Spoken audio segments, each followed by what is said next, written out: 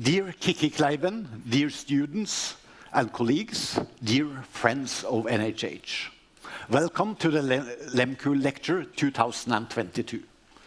This annual lecture is an important event at NHH. The lecture is given in honor of the founding father of NHH, the former cabinet minister, Kristofer Lehmkuhl. Mr. Lehmkuhl was a businessman and a politician. And at the height of his career, his political career, he was appointed a cabinet minister in the government of 1905, a long time ago.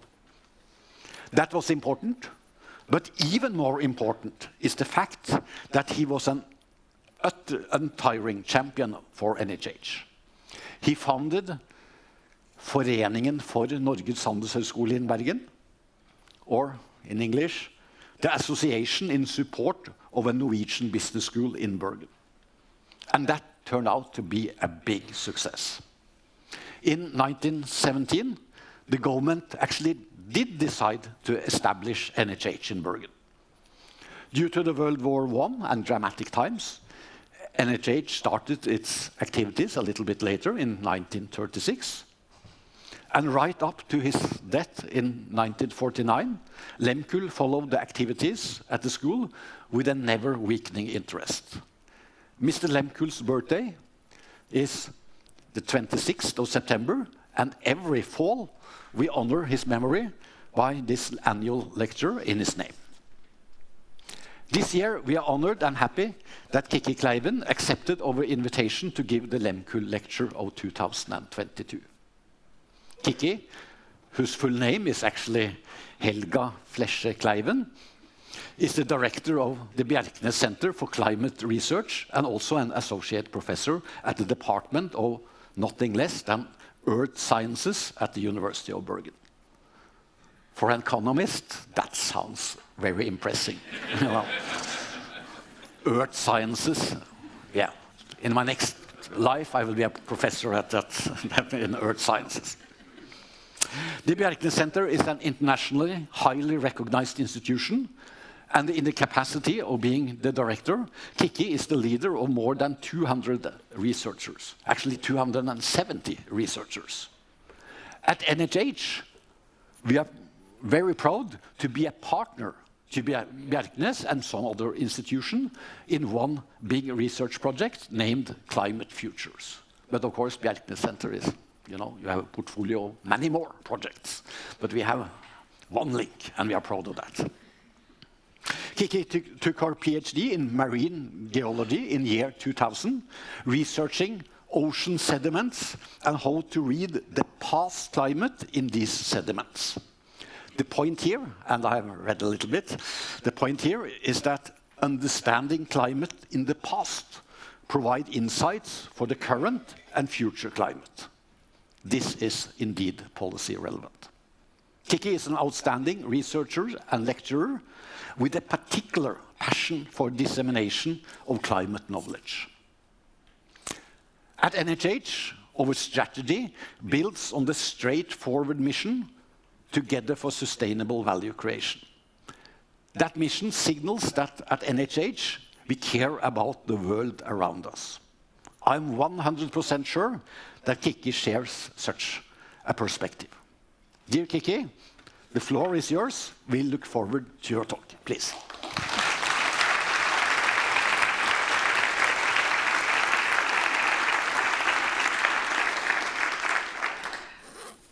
Dear Rector and dear students and faculty at NHH, excellent guests and friends, it's an honor to be here today. It's an honor to be asked to come and give the Lehmkuhl Lecture. I look forward to it a long time.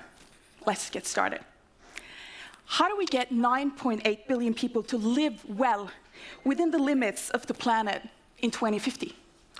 Considering we are now 8 million people and are already struggling on many fronts. This question should trigger some sense of urgency. An urgency that should arise because the time available for making decisions are short, because the climate change is intensifying, because it affects all regions of the Earth in different ways, and because it will keep on increasing the warmer it gets.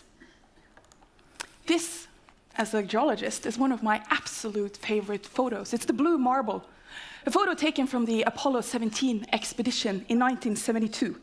This is the face our planet is showing out in space today. But through its 4.5 billion year long history, it has had many different expressions and also changed between various climate states. 700 million years ago, our planet was a snowball Earth, covered with ice from pole to pole. 66 million years ago, CO2 was sky high, it was warmer, and dinosaurs ruled the world. And the last 3 million years have seen ice ages coming and going. The last one ended only 11,000 years ago. And during these different climate states, life on our planet has looked very different than how life looks today. We have a very unique planet. It is actually equipped with everything we need to survive. Our home planet seemingly creates an endless supply of food, water, and oxygen. It maintains the perfect temperature for our body, and it recycles our waste. But I think that we often take life's support systems for granted. Our atmosphere provides a blanket of gases, greenhouse gases as we call them, that not only protect us from excessive heats and harmful radiation from the sun, but also plays a vital role in regulating the temperature, trapping the heat that's rising from the Earth's atmosphere. Over the past few hundred years, we have altered the planet's atmosphere through our emission of fossil fuels, changing the way it traps and releases heat. Although Earth has undergone many periods of significant environmental change, the planet's environment and temperature has actually been unusually stable for the last 10,000 years. This period of stability has seen human civilization thrive, arise and develop, build wealth and welfare thanks to the seamless, endless access we had to resources and how much we could consume. Such stability is now under threat. And we now see the effect of our resource usage, because the global average temperature of the planet has increased 1.1 degrees Celsius in 200 years. Given the tremendous size of the global ocean, 70% of our planet is covered in ocean. It takes a massive amount of heat to raise the Earth's average yearly temperature with just a small amount. And the 1.1 degrees increase in global average surface temperature that has occurred since 1850 might seem small, but it means that there's a significant of accumulated heat in the ocean and in the atmosphere. And it's this extra heat that's driving regional and seasonal temperature extremes, reducing snow cover and sea ice, intensifying heavy rainfall and droughts, and changing habitats for plants and animals. Land areas have warmed faster than the ocean areas, and the Arctic has warmed 3 times faster than most regions. With a 1.1 degree global warming, we might have left behind our safe climate state that we enjoyed for 10,000 years. It's the only one we actually know, and it's the one that we mostly depend upon. So how does climate change look in Norway? How do we experience it here? Well, it's wetter. It rains 20% more now than it did in 1900. And by the end of this century, it's going to rain 20% more. It's warmer. The winter seasons have become much shorter in many places. And this is from Bodø, coastal town of Bodø, where the winter season is now 2 months shorter. And it's also wilder. In the last 10 years alone, the number of major natural disaster incidents has increased by as much as 169%. Compared to the average for the previous 2 10-year periods. The warmer and the wetter and the wilder climate is fueled by the heated atmosphere and the heated ocean. And we see this most notably over the last 4 decades. This means that the weather that was formed when I grew up in the 70s are completely different from the weather that is formed when you students grew up many decades later. So we have different experiences. I grew up when there were long winter months in Bergen, and I learned to ski in our backyard or at Montana Alpine Club. And we are not talking about Crans Montana in Switzerland here. We are talking about Montana Alpine Club just 300 meters to the east of the lower station at Ulriken. From a period from the end of the 70s, this small ski center boosted groomed slopes, lidded lights, and it had even a ski lift. Everything was set for a common ski generation in Bergen. But the cold winters in Bergen were soon a thing of the past, and today, the once proud hill is overgrown, and the clubhouse and the old lamp posts are just falling down. As a monument of typical Bergen optimism from the future, from a time when cold, snowy winters were still the rule rather than the exception. You, on the other hand, you grew up in a much warmer and wetter Norway, with shorter winter seasons and increasing extreme weather events that easily could complicate your Friday taco run. Unless we curb our current emissions, we are facing a global warming of up to 4 degrees by the end of the century. There's very soon going to be 8 billion of us. On the 15th of November, that's going to happen. And because we build down land and ecosystems, we are facing the 6th global mass extinction of life forms on our planet. The last time Earth faced those kind of mass extinctions, it got hit by a 15-kilometer wide asteroid. How did we get here? Well, as I said in my research, I use geological archives to go back in time. I use archives from the ocean floor, but I have colleagues who use climates from caves or lakes or even corals or ice cores to understand more about Earth's climate. But the coolest one of these archives, quite literally, are the more than 3-kilometer-long ice cores that have been drilled in Antarctica that can depict climate more than 1 million years back in time, details of the atmosphere and details of the temperature. And this photo shows a slice of an Antarctic ice core, and it contains tiny, tiny little bubbles that contains the ancient atmosphere. They became locked into the ice as new layers of snow fell over this ice-covered continent. This slice is 5,000 years old, and the bubble contains the same atmosphere as when the ancient Egyptians lived. You know, when they breathed in, CO2 in the atmosphere was 278 ppm, parts per million. Now, in October 2022, our atmosphere contains 417 ppm of the greenhouse gas CO2. From the ice core record, we know that our planet for the past 1 million years have never experienced so high levels of CO2 as we see now. During intervals when climate was as warm or even a little bit warmer than today, CO2 has never been higher than 300 ppm. We need to go back 4 million years in time to find similar level of greenhouse gases in our atmosphere. That was way before humans, and back then driven by volcanic activity, not human activity. I'm not going to take you 1 million years back in an ice record, but walk with me for 10,000 years here.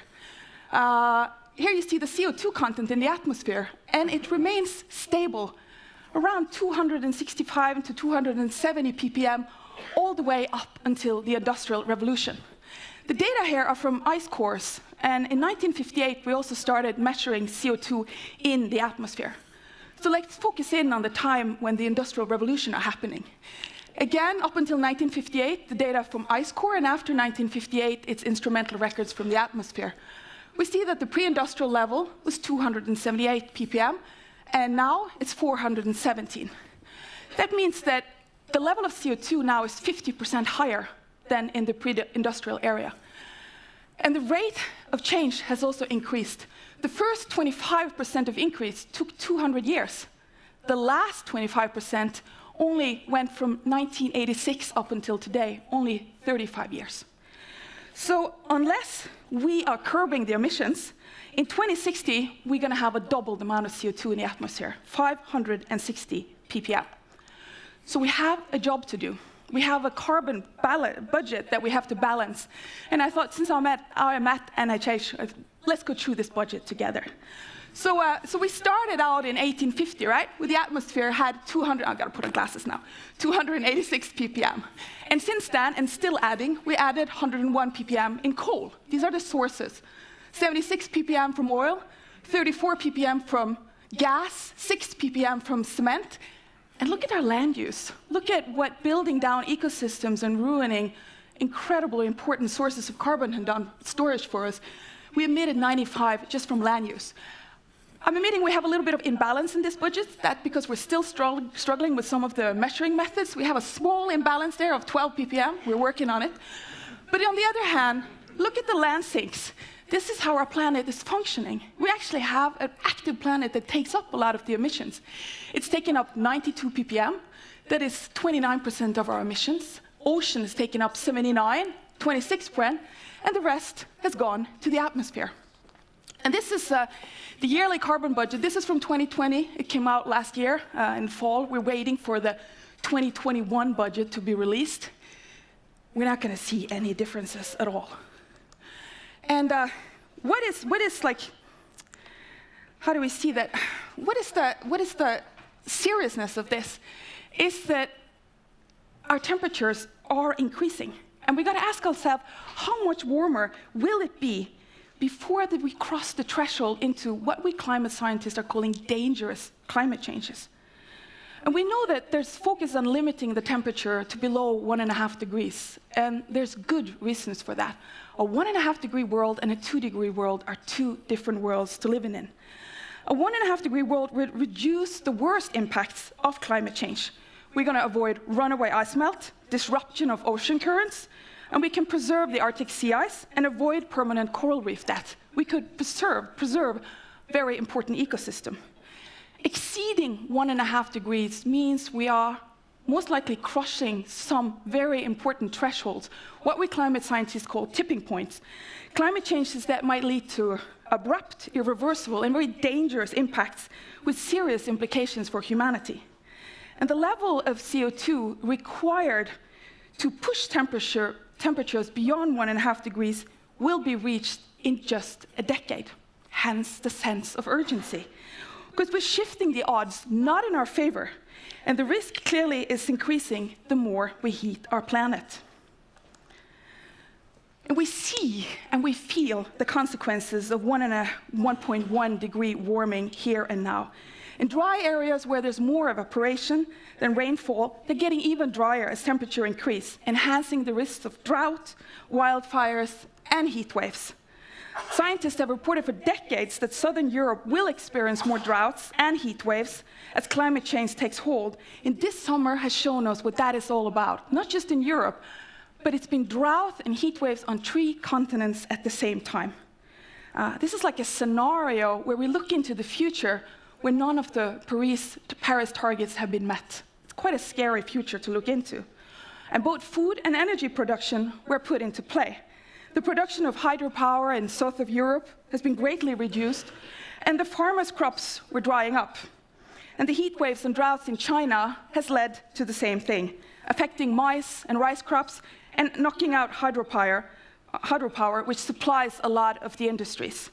And the production of important materials were also stalled. The world's manufacture of lithium batteries were partially turned off due to the lack of electricity in Sichuan region in China. Manufacturers of models of solar cells were halted, and aluminum and copper production were also partially shut down because there were not enough electricity. This has impact on industries around the world that depends on supplies from China. The prices of input factors and raw materials can get a strong push upwards and affect value change located far away. Climate change strikes immediately as a risk factor, both for society as a large and for several sectors in the business world. Now, if we move to the wet areas on our planet, the global warming leads to more evaporation, meaning areas that are wet get even wetter. And all that rain doesn't just fall in Bergen, believe me. The wet area and rainy days have become increased in many areas on the planet. And the extra heat in the atmosphere is what is fueling our storm. It nourishes our storms. And the more heat energy that goes in, the more vigorously the weather system can churn. And the hurricanes are fueled by intensified masses over warm ocean and in warm air. And the last month has seen devastating hurricanes hitting Florida. We've seen post-tropical hurricanes hitting Newfoundland with great devastation, and typhoons reaching the west coast of Alaska. And all the time, there's been an extreme summer monsoon in Pakistan. Now, I don't know if the summer or fall of 2022 will set a pattern for the years to come, But what is happening is coinciding with what science have told us will happen if we don't quickly stop greenhouse gas emissions. Climate risks must be high up on our agenda. So, if now we're looking at climate mitigation, how are we actually doing? Well, there's an increasing range of policies and laws that have been enhanced. Energy efficiency is coming, reduced rates of deforestation, people sign agreements, countries sign agreements, and there's been an accelerated deployment of renewable energy. There's been sustained decreases of up to 85% in the cost of solar and wind, and the world leaders signed the Glasgow Climate Pact, in which 74 countries have communicated net zero targets. But the emission curves are still not with us. Global CO2 emissions are still on the rise, but the rate has slowed down. After an 8% reduction, you see clearly this little dent here, during the pandemic, the emission rebounded in 2021. And I think it was a misspent opportunity not to turn some of the financial COVID relief towards a green shift and build back better. Instead, we got a very dirty recovery. And Norway's emissions follow very much the same trajectory. A 7% reduction in 2020 because of the pandemic. And the only reason Norway was able to report a 2.5% reduction in our CO2 emission was because the Equinor LNG plant at Melkøya outside Hammerfest burned and closed down for a year. It's one of the biggest point sources of CO2 we have in Norway. We're back on the track again. The cuts must go faster, also in Norway. If we are to achieve the goal of more than halving our emissions by 2030, which we have signed an agreement with EU. Last Thursday, the government presented their new climate plan, together with the national budget. And I'm pretty sure that you guys looked at the national budget, and I looked at the climate plan. But this green and yellow book are now for the first time presented together. And the plan is a new climate control system in which, as Minister Espen Barth Eide says, we will go into the engine room of the economy itself. The climate plan ties Norway's emission to our economy. But currently, the way I read it, it lacks targets for how large emissions each individual minister can allow in their sector. So we have the ambition, but we lack the concrete measures. We should perhaps start looking at the massive investments we are making in oil and gas, which locks in expertise and resources and prevent us from getting the transformation we need to build, among other things, offshore wind.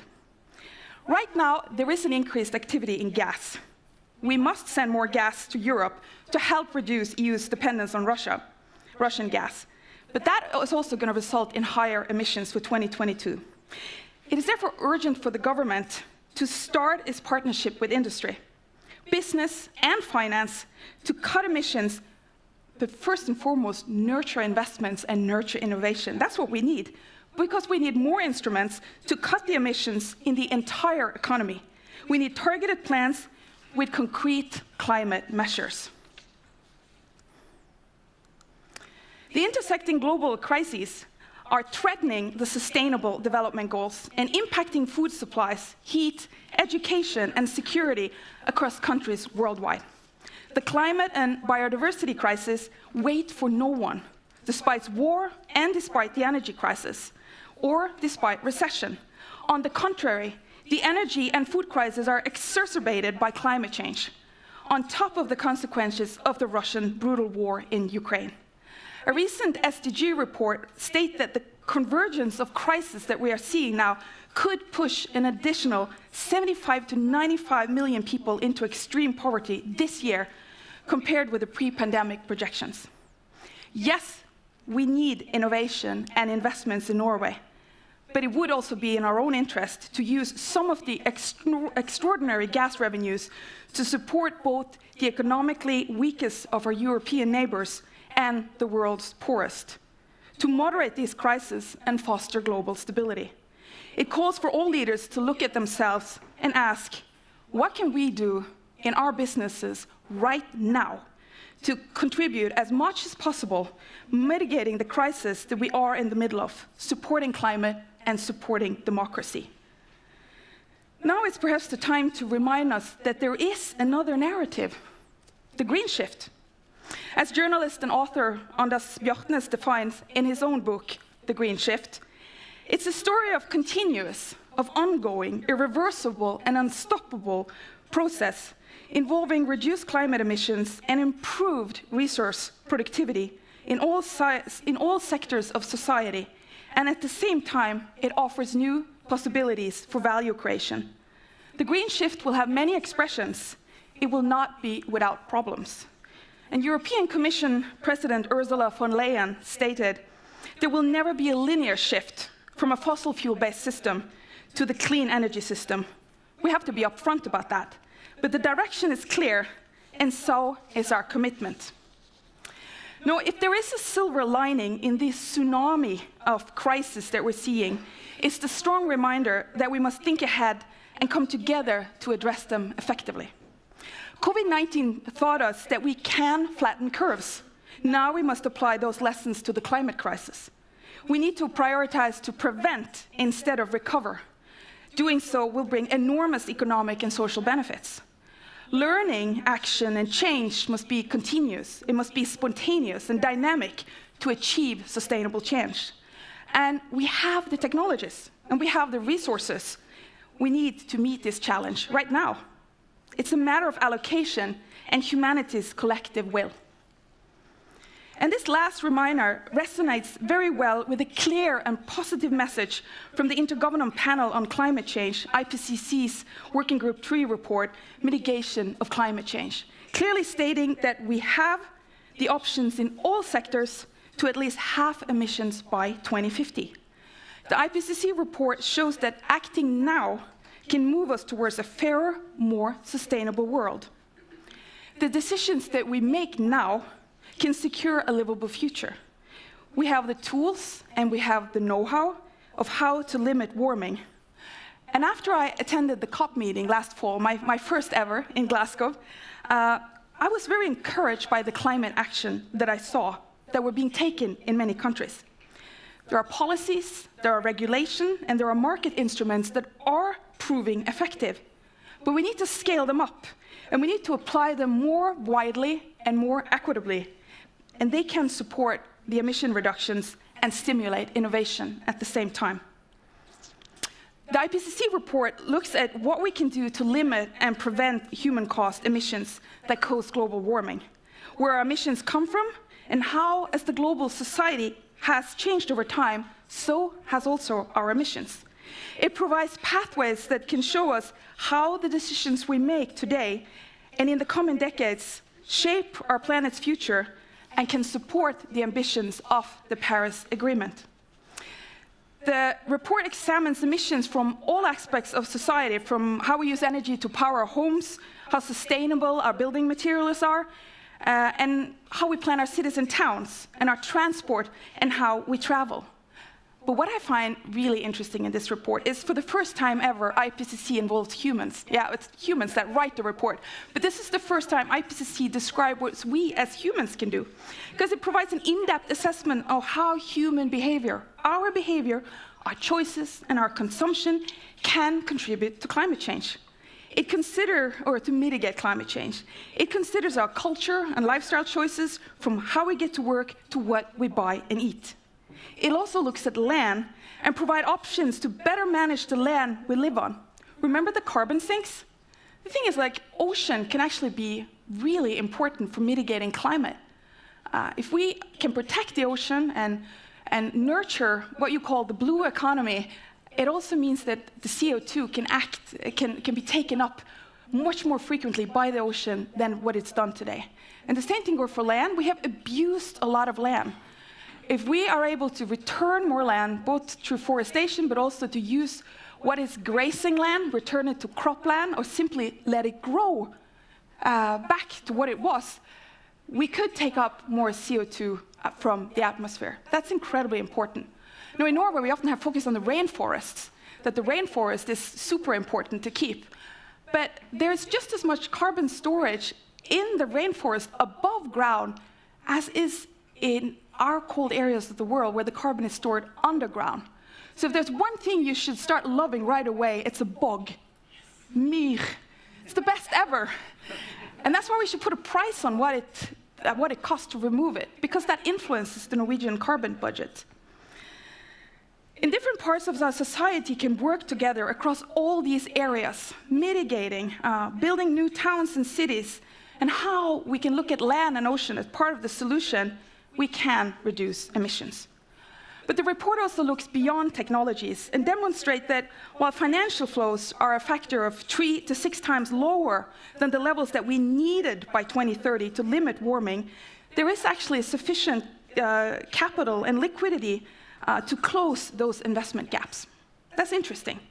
However, it does rely on clear signaling from governments and the international community, including a stronger alignment of public sector finance and community and policy. There are clear economic benefits because of reduced costs to future adaptation, and it also could avoid future climate impact costs. IPCC calculates that GDP would just be a few percentage points lower in 2050 compared to maintaining current policy if we take the action necessary to limit the warming to 2 degrees and below. But again, the next few years are critical. It's urgent. Because the IPCC assessment shows that limiting warming to around 2 degrees, we're going to soon pass 1.5, global greenhouse gases emissions must peak before 2025 at latest and be reduced by a quarter by 2020. I read a lot, and I read a lot of scientific papers, but one thing that I really like to and enjoy to read is energy analysis, or roadmaps for global energy sector, the investment sector, and how they can be a part of the climate solution, whether it's from the International Energy Agency, Restart Energy, or PRI, the Principle for Responsible Investments. And I find especially PRI's, I'm going to take a deep breath, Inevitable Policy Response Forecast Policy Scenario. They have a short name for that, but it's very encouraging. And a lot of these scenarios are showing that we actually can manage to get under 2 degrees. It's important to read them. It's important to study them. And the third quarter of the PRR assessment showed that even though there is a war raging and an energy crisis, there are still significant chances that they foresee that development are confirmatory of a forecast policy response scenario resulting in 1.8 degree warming by the end of the century. That is encouraging. They're updating it every quarter, and I was very curious to see this quarter, how will the energy crisis, how does the war influence their trajectories? And they still think that we can go for a 1.2 degree warming. But what's encouraging with the PRI is, unlike a lot of models, they address the major gap by integrating greater details on the food and land use systems when modeling their interactions. Because remember, the carbon budget sinks. Enormous changes in food production means that land use could be a net carbon reduction within 30 years. If the world reaches a peak meat consumption in 2030 and pastures and rangelands are replaced by forest, by cropland, and other nature-based solutions, returning land to be a net CO2 sink before 2050.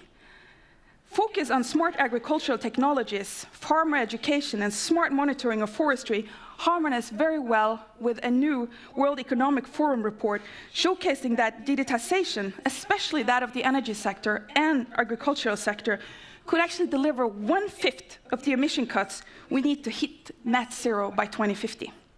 And the business and financial world's race towards net zero emissions will succeed better if they race equally fast toward a nature-positive future, addressing degradation and loss of nature and biodiversity.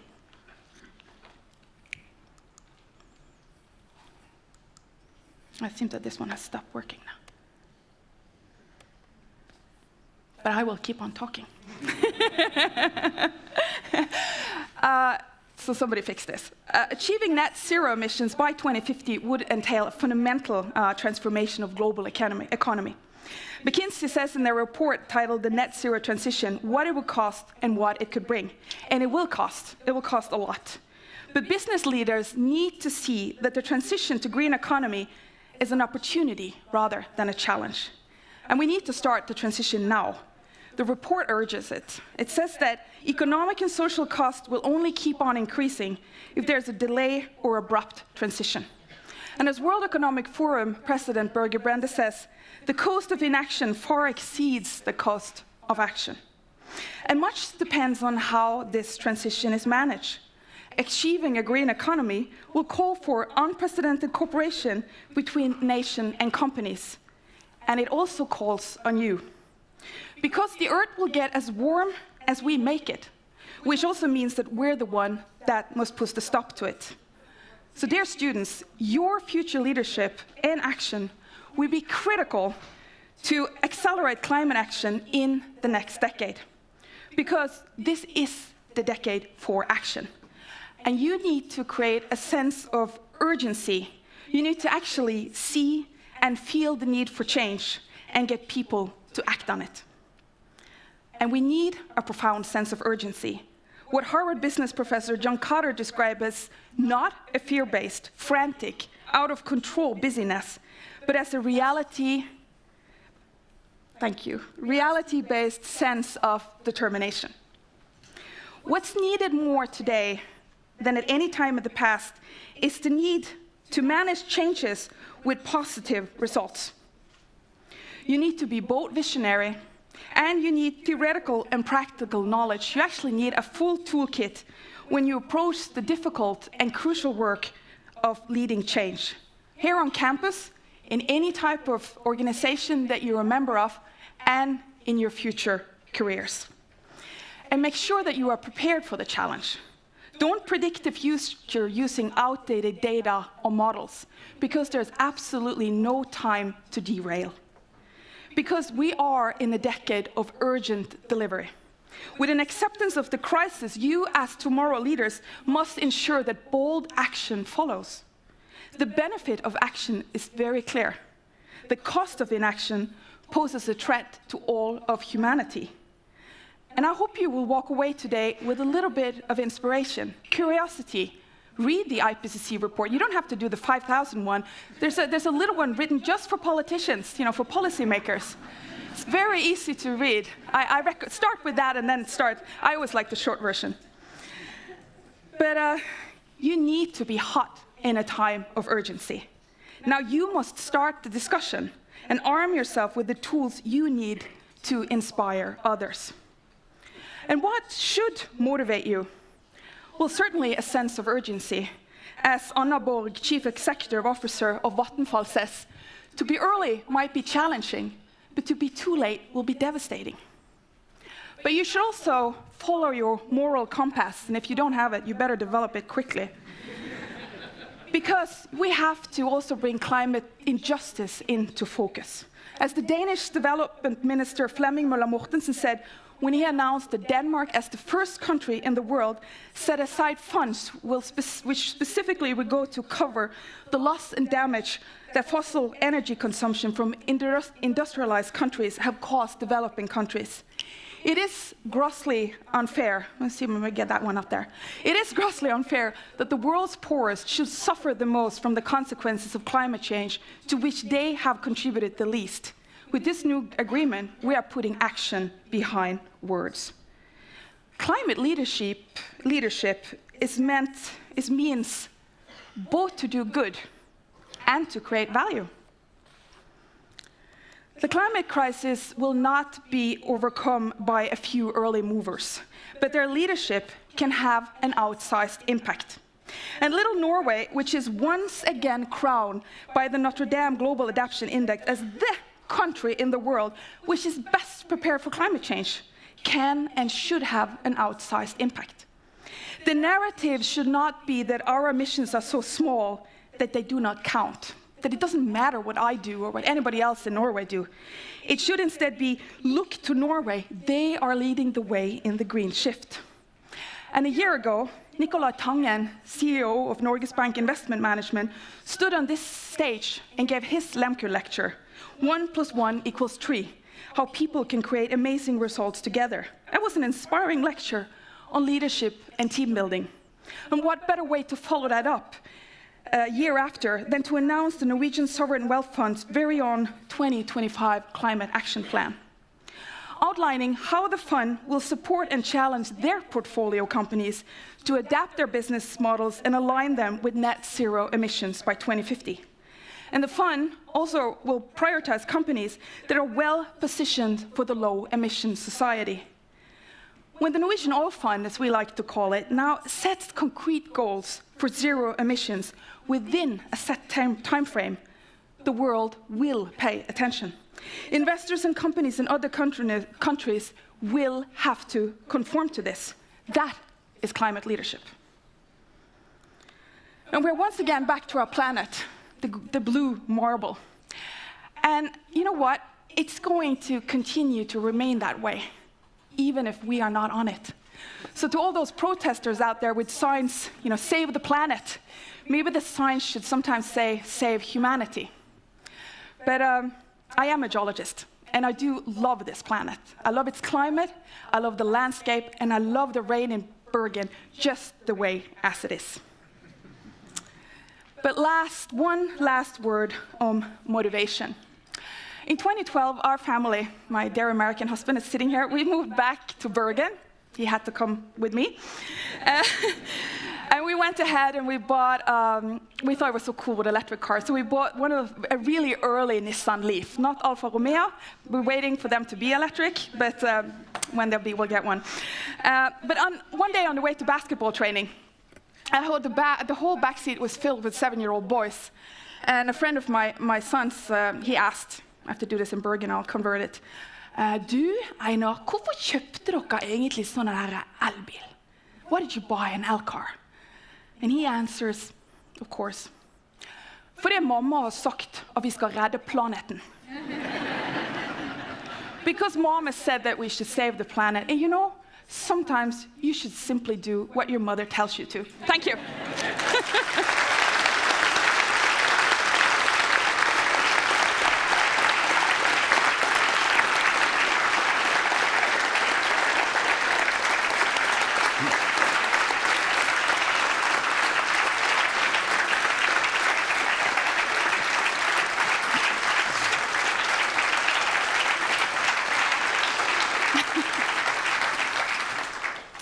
Thank you, Kikki, for an extremely inspiring lecture. We open up for a compact Q&A, so if you have some questions, this is the time. Actually, I have some myself, but I will. You go first. Why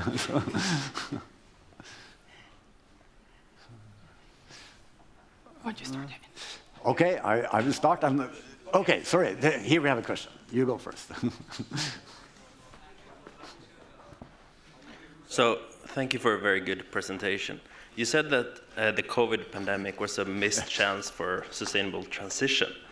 Do you think the war that we're seeing right now would be a chance for transition, or due to the energy crisis, do you think it will wrap it up, the transition? Absolutely. Right now, of course, our focus is on people in Ukraine and their sufferings. But at the same time, this war isn't just about territory. It is also about energy and about how Europe come together and the rest of the world come together. And what we're seeing now in Europe is an increased focus on the green transition. I think a lot of us, at least I was so naive that I thought Germany was greener than they was. I didn't think they were that attached to Russian gas as we now see they are.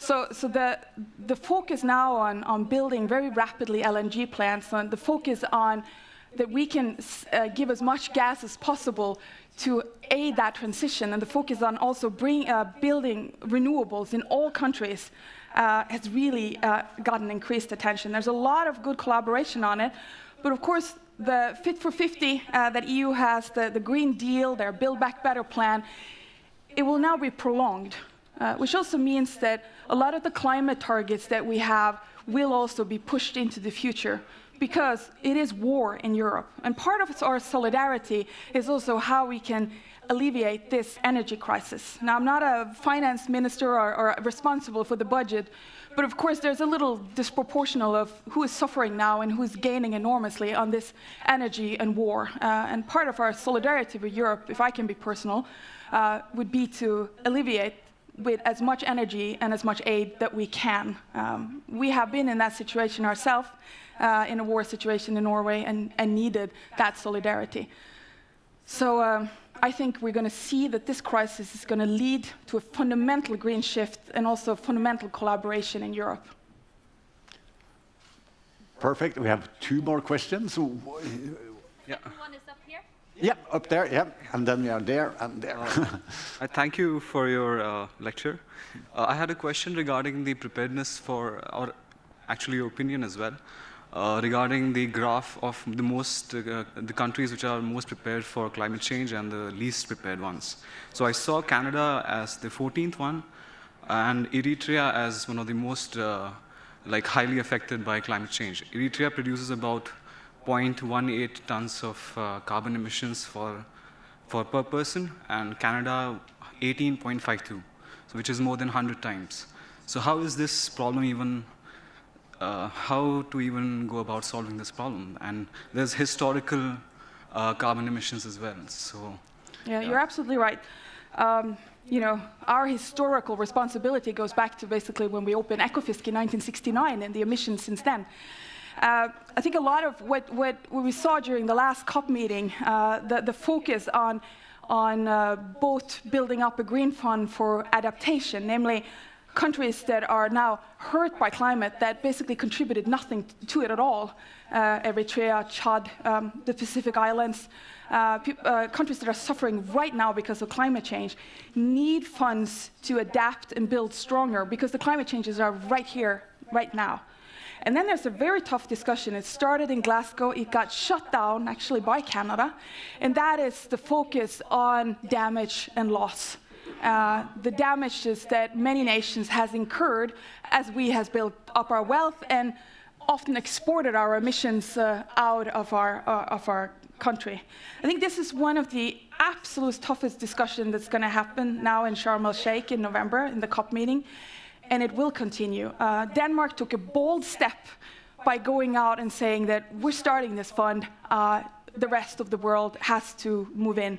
But of course, this whole discussion about lawsuits and the historical responsibility, I'm not within law here. We got Paul Lorentzen. You could have said a lot about climate lawsuits if you got up on the stage. But it's something that will be discussed, and it's one of the absolutely biggest challenges we have, this incredible climate inequality we have in the world, that some countries are just emitting, and they're still coming out on top in terms of climate resilience because of wealth, democracy, the whole way that we're built with safety nets around us, and other countries are really struggling. It's the same during the pandemic. The countries that was worst hit were also the countries that already had social unrest, poverty, etc., etc. Perfect. We will have 3 questions towards the end. You go first, then you are second, and finally up there. Please. Thanks. As a geologist, I was wondering if you have some thoughts on minerals, like earth minerals and metals that we're increasingly depending on for the green transition. What are the risks and the opportunities linked to this from a climate science perspective? Well, a lot of my colleagues that used to work in oil, they now started mineral companies. It's very hot to look at ocean minerals. Of course, with 70% of the world in oceans and the sediments and rock under there, they contain an enormous amount of important material that we need for the green shift. At the same time, this is it's the word understudied. It's not done enough research. Look at the focus that we have just on one fjord and Frode fjord, where we will dump leftovers from a mine. And that's still contained within a fjord. Out in the open ocean, that is a whole different story. I'm pretty sure that we will start looking for ocean minerals.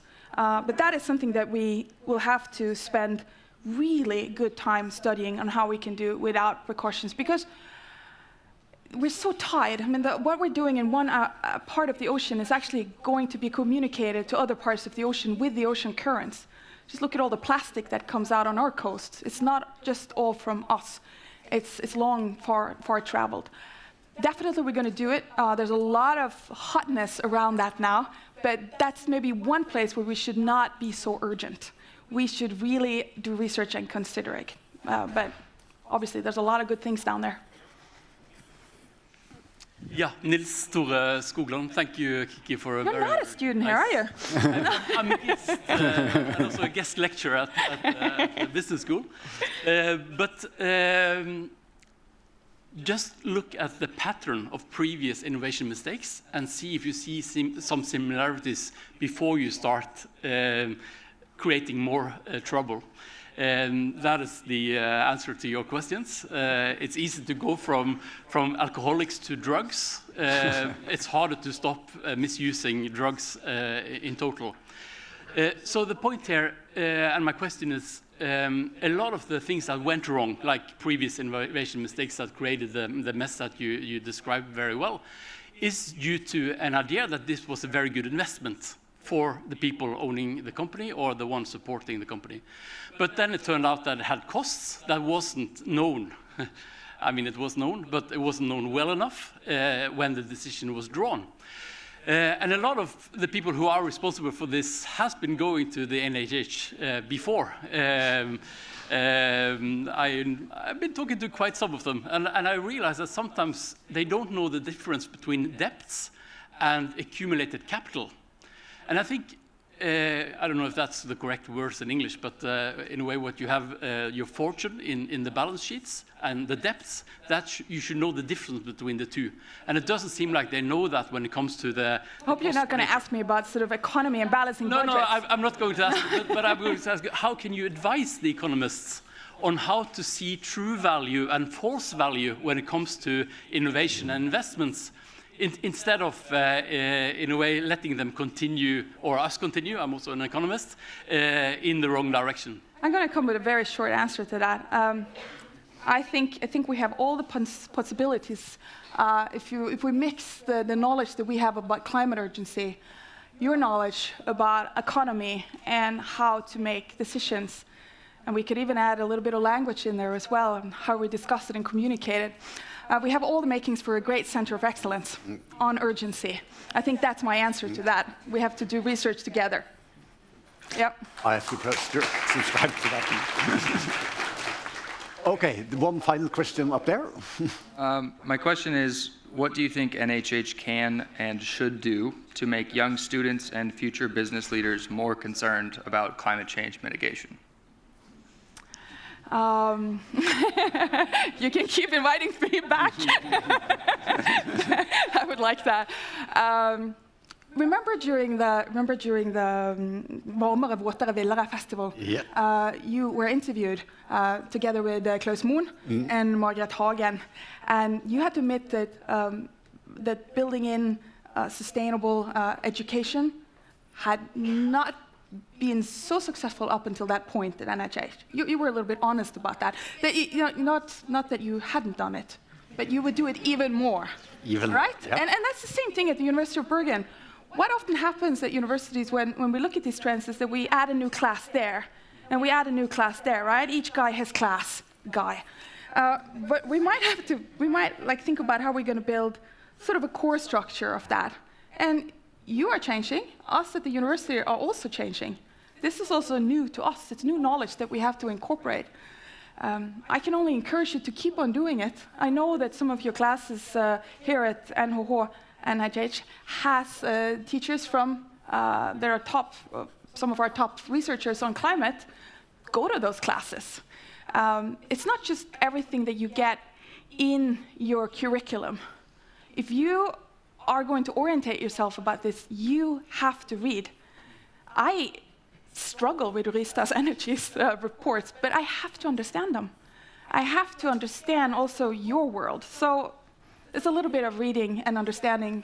You have to go some of that way yourself, and I encourage you as students to read and find out and dig into it and understand it yourself, because you have to have that empowerment if you actually mean to go out and change business models as they are today. Thank you. Luckily, I have the final word. So I will not go on and talk for long, but there are some important signals. One important signal is you, right here, giving this year's Lehmkuhl Lecture with the title you have. Hot or not in a time of emergency, which is a quite cool title, by the way, but it's a signal. for what you're asking about. Then the second signal is the NHH mission. The mission is not there for entertainment. It's a sort of signal, it's a sort of commitment together for sustainable value creation. And the way I see it, and I think that is what you refer to when I discussed this with the director of University of Bergen and others on this event some time ago. At NHH, I think we see two waves. Wave one was to put up single courses. We have that specific course on sustainable business model. We have that specific course on energy. We have or renewables. And we have that another specific course on this and that. But the second wave is right now. It goes on right now. It is to integrate the perspective on sustainable value creation in everything, in finance, for instance. Then we have other straightforward examples. We do have, in addition to all the other courses in finance, ESG modeling, and the person himself is out there giving the course, and a lot of other examples. So push us, you know. There are students in the board pushing us all the time, and that is one give hope for the future is the young ones here, you know. The young ones here, they require it. And maybe that's why you ask. So we will do our best. Okay, but thank you to Kikki for an outstanding lecture.